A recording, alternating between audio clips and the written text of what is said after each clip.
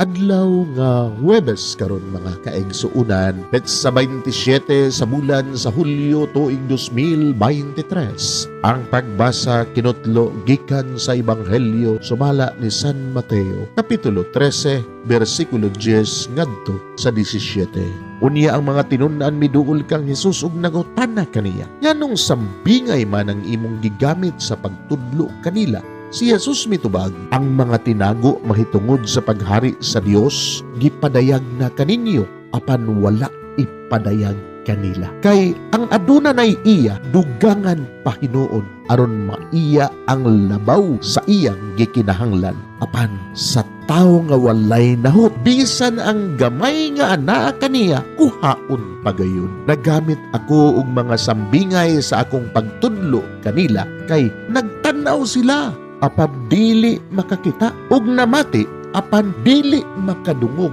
ug dili makasabot. Busa natuman ang panagna ni Isayas, nakakita kamo ug nakadungog apan nagpakabutabong lang kamo. Kay kining mga tawhana gahig ulo, gisampungan nila ang ilang mga dalunggan ug gipiyong ang ilang mga mata. Kay dili sila buot nga makakita ug dili buot makadungog nga tingali unya makasabot sila ug mubalik kanako ug sila akong ayuhon, nag-ingon ng Dios. Apan kamo pagkabulahan ninyo, kay makakita ang inyong mga mata ug makadungog ang inyong mga dalunggan. Sultihan ko kamo sa tinuod, daghang mga propeta ug daghang mga tao sa Dios nga buot gayon unta mo tan-aw sa inyong nakita, apan wala sila makakita, o gusto untang mamati sa inyong nadungog, apan wala sila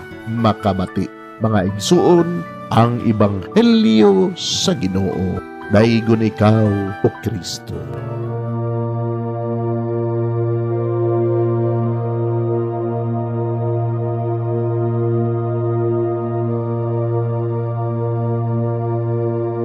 Pagampo sa dili pa magsugod sa trabaho.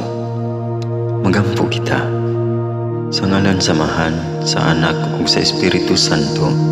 Amen. Langit no namong Amahan, sa among pagsulod nining trabahoan, among gidala ang imong presensya uban kanamo.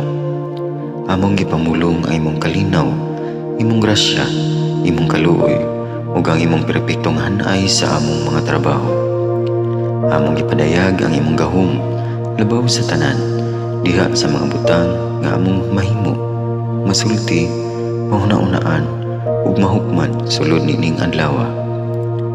Ginoo, nagapasalamat kami sa gasa sa kinabuhi niining bagong adlaw, niining kahigayunan nga kami nakasulod sa trabaho ug mamahimong parte niining nga grupo.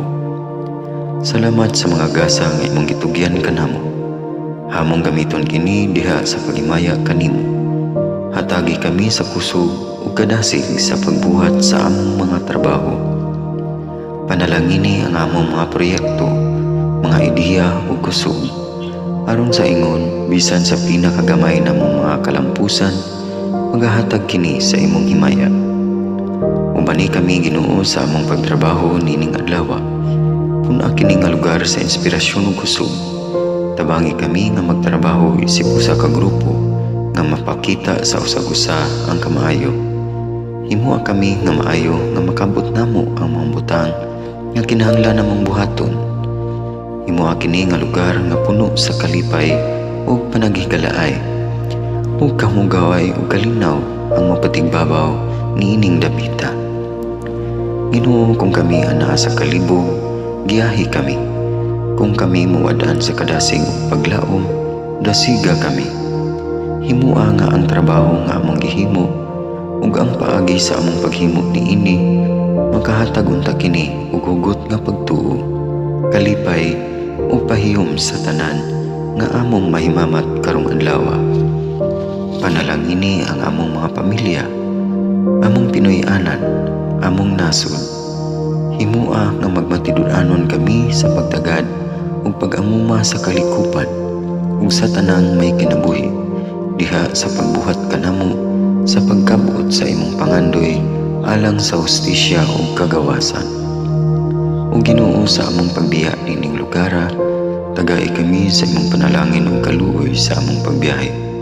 Panalangini ang among mga pamilya ug Pinoy-anan nga anaon ta sa maayong kahimtang sama sa among pagbiya kanila. Ginoo, salamat sa tanang butang nga imong nabuhat, sa tanang butang nga imong gibuhat, ug sa tanang butang nga imong buhaton pa. Sa ngalan ni Jesus, among giampo diha sa tumang pagigugma ug pagpasalamat. Amen. Sa ngalan sa Amahan, sa Anak ug sa Espiritu Santo. Amen.